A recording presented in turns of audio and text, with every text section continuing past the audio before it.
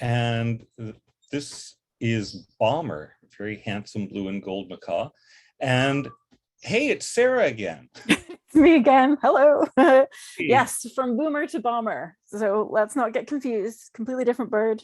Yeah, I think that we should be featuring a group of budgies called Ori, Dory, Nori, and Loin, and have the whole Hobbit crew together. Maybe Gandalf the Cockatoo. Now we're on a roll. Oh my goodness. And remember, folks, that you can ask questions about Bomber or about Boomer in the Q&A. So again, we're seeing Bomber on video. About when was this taken? This was taken maybe, I'm thinking almost 3 months ago. This was the day that I picked up Bomber from his previous home. So he looks a little shocked. I should say she, actually. I mean, on a technicality, Bomber has laid an egg. So we know Bomber is 100% a girl. But I got very used to saying he, and Bomber doesn't really care. No. But yes, just in case anyone is curious about that, we know that Bomber is definitely a female. How old is Bomber? We think Bomber's around 10. That's a little bit of a guess based on what we know from the previous owner. That's pretty young for a macaw. It is, yeah. Obviously, they can live 60, 70 years or more with good care and good diet. So Bomber has a lot of time left, a lot. Does Bomber have any health issues? No. Bomber has a lot of opportunity to continue socializing with people. So I think it's more behavioral work and socialization work than it is health issues. Bomber's diet was not that great. It was mainly seed mix, which is very high in fat.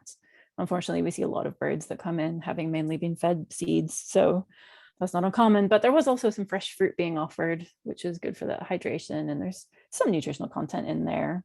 So Bomber is not in bad shape, but isn't that used to being handled by people. So that is really where the work comes in. You can see I'm tickling Bomber's foot there, and she's just kind of, she's not really reacting. She's too busy taking in these exciting new surroundings. But so yeah, presumably she didn't have a lot of close contact with people, and whoever adopts her or fosters her would really benefit her and everyone to do some training, gentle, positive reinforcement training to get her used to people and used to interacting more. Yeah, and that has already started. We did have a great foster home for a couple of months who looked after Bomber, and unfortunately they are moving. In fact, they're moving very, very soon. So we had to pick up Bomber, and that foster home wasn't able to keep her for any longer, but they did spend a lot of time with her every day. She got out of the cage in the morning and she'd hang out on her cage. She has a large play stand and a cargo net, and she climbs onto her play stand, and play stands on wheels, so that can be wheeled around if people are in the other room.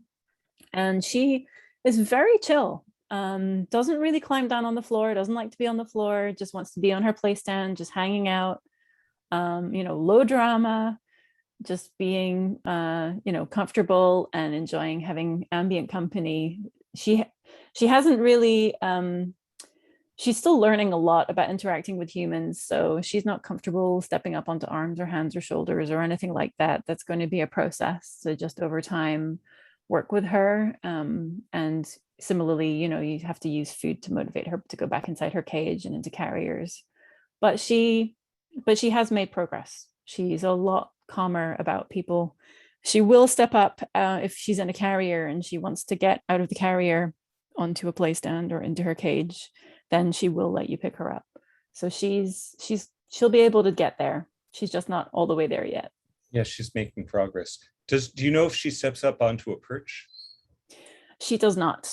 Okay, so there's just lots of things to learn. Yeah, but that's actually a lot of the fun. I mean, it really is. All birds, and Jonathan knows a lot about this, all birds benefit from not just company and attention, but enriching activities where they can learn from cues from you, to learn new behaviors, new activities, which you can work on over time and add to. And some of that is very logistically useful, like getting in and out of carriers and other things you need to do with them.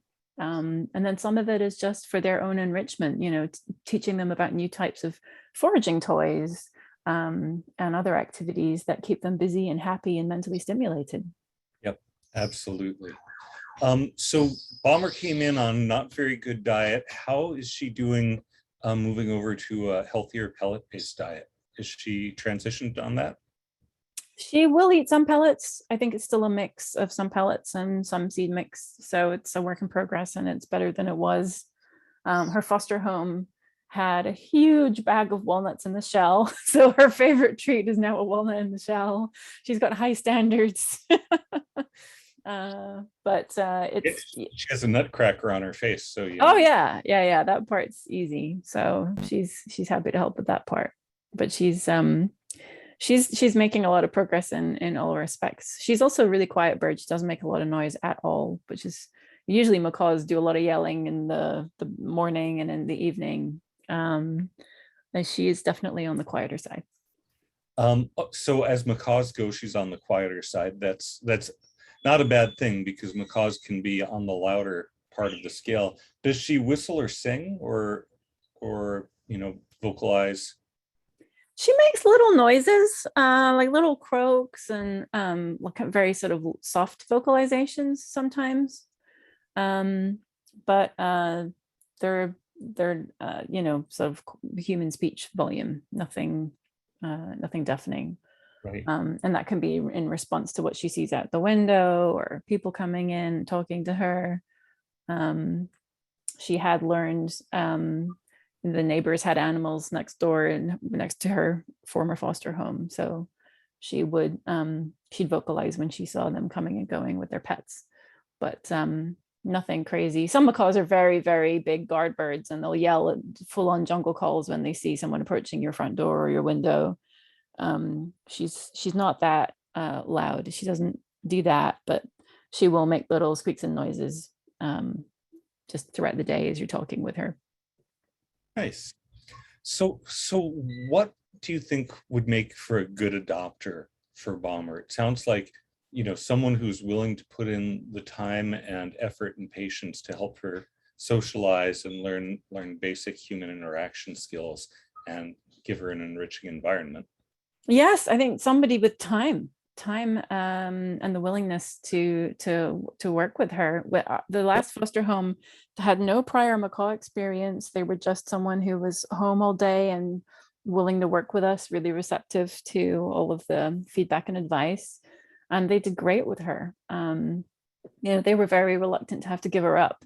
Fortunately, the moving situation that they're facing is not optional for them, so they were really sad to see her move on. But they were not macaw experts. They were just willing to follow our advice, and we had a lot of calls early on to make sure they were all set up for success. And Bomber's not a difficult bird. She just needs to learn how to work with people and learn some cues that can make interacting with people more fun and help her develop trust with someone she knows and recognizes. And over time, I think she will continue to make strides of progress. Yeah, that sounds pretty reasonable. And she's certainly a lovely girl.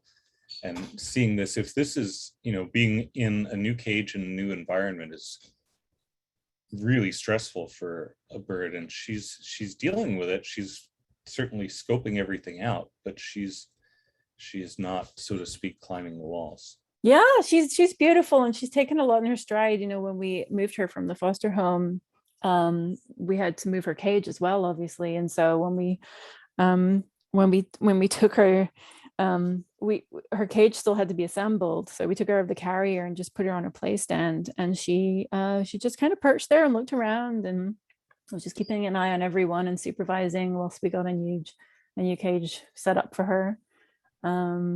And she did step up off of the play stand to go into the cage, but again, she was slightly unsettled about it.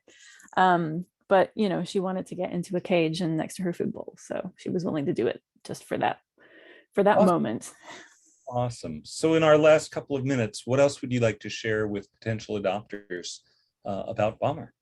Just probably a heads up that she can fly. The former owner he answered a lot of questions about Bomber's history, and